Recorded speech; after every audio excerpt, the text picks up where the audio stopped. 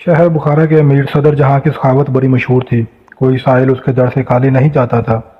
صبح و شام دریائے فیض و سخاوت رواں رہتا تھا۔ ضرورت مندوں ساحلوں پر اس کے عطا کا میਂہ برستا رہتا تھا۔ اس کا طریقہ کار یہ تھا کہ کاغذ میں اشرفیاں لپیٹ کر رکھ لیتا، جب تک وہ ختم نہ ہوتی برابر ضرورت مندوں میں تقسیم کرتا رہتا۔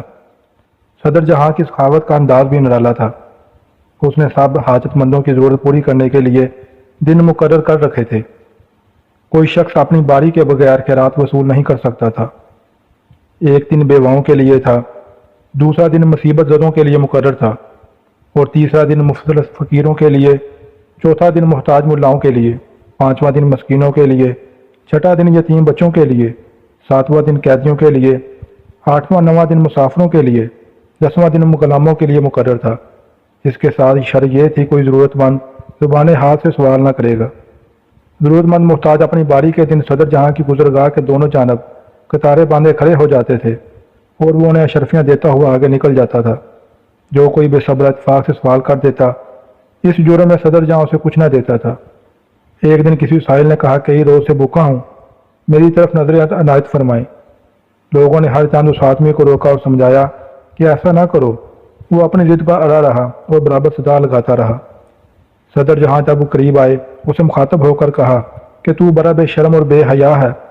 وہ آدمی صاحب نظر تھا۔ اس نے صدر جہاں کو کہا، اس جہاں میں تو بھی خوب موج اڑا رہا ہے اور اگلے جہاں کی نعمتیں بھی حاصل کرنا چاہتا ہے۔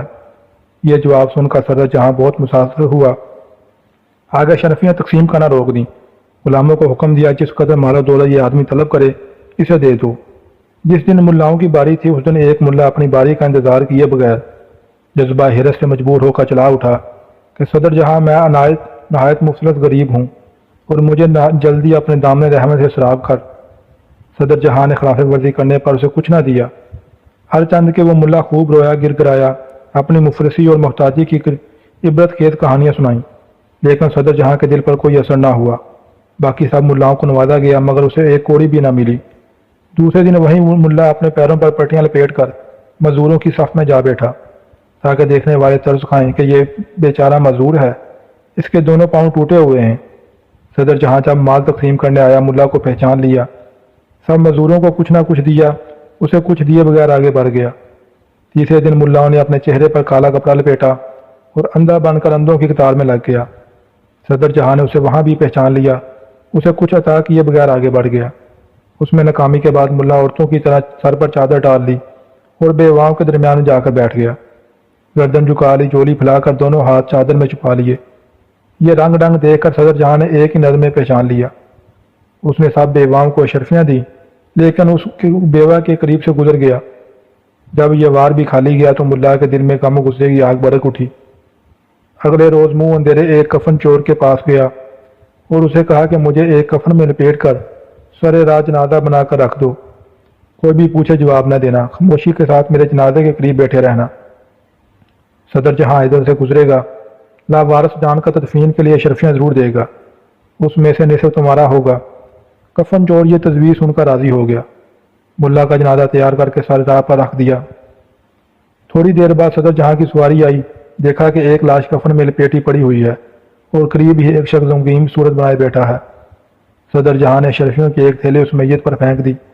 ملا نے فوراً کفن سے ہاتھ نکالا اور اشرفیوں کی تھیلی اپنے قبضے میں کر لی۔